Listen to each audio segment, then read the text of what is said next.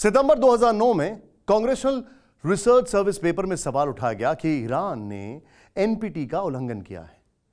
इसी सवाल पर अंत में जवाब भी दे दिया गया कि ईरान की तरफ से संधि का उल्लंघन स्पष्ट नहीं है। लेकिन इस पेपर ने अमेरिका समेत मिडिल ईस्ट के कुछ देशों में सनसनी फैला दी।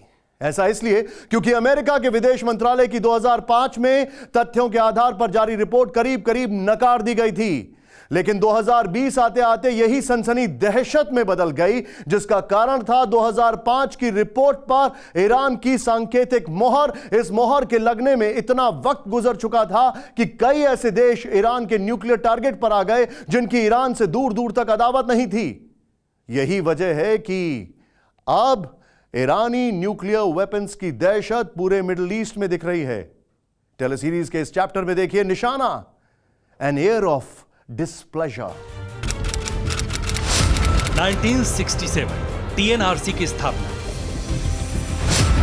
तेहरान परमाणु अनुसंधान केंद्र की शुरुआत अमेरिका से मिले परमाणु रिएक्टर के सहारे हुई थी। तब 5 मेगावाट का रिएक्टर बेहद समृद्ध यूरेनियम से चल रहा था। इसका उद्देश्य उस वक्त बिल्कुल साफ था, परमाणु ऊर्जा के क्षेत्र में ईरान को आगे बढ़ाना, जिसका सबूत ठीक 1 साल बाद ही मिल गया।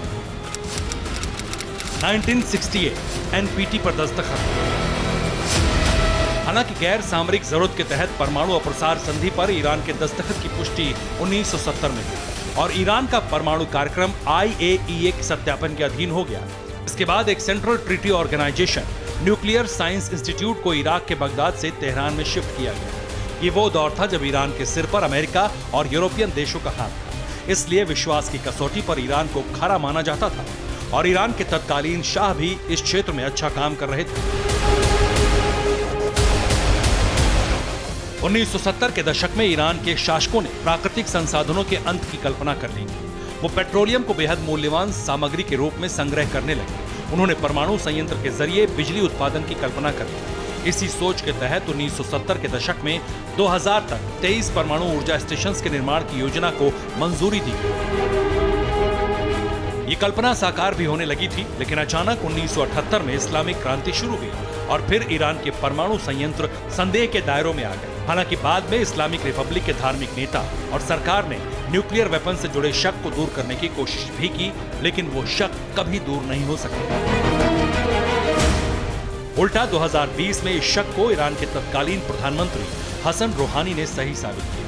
उन्होंने कुर्द फोर्स के कमांडर कासिम सुलेमानी की मौत के बाद न्यूक्लियर हथियार और इंटरकॉन्टिनेंटल बैलिस्टिक मिसाइल बनाने की सौगंध ले ली और फिर पूरा मिडिल ईस्ट सहम गया।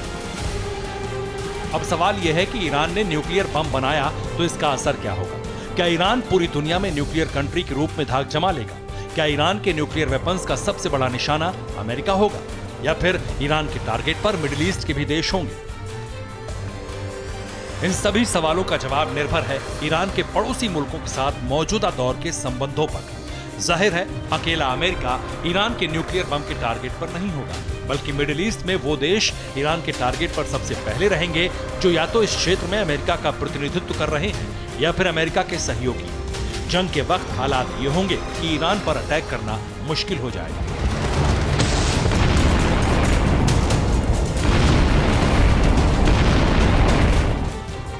इजराइल, फिलिस्तीन, इराक, सऊदी अरब, कुवैत, मोरक्को, कतर, ओमान और यूएई जैसे देश सिर्फ हाथ बांधे बैठे रहेंगे तो फिर ईरान अपने अस्तित्व की फिक्र किए बिना न्यूक्लियर हथियार के हमले से नहीं चूकेगा।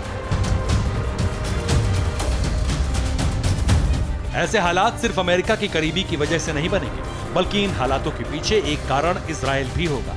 इजराइल यानी मिडिल ईस्ट में अमेरिका को रिप्रेजेंट करने वाला गैर इस्लामिक मुल्क, जिसका अतीत से अब तक ज्यादातर देशों से विवाद रहा है।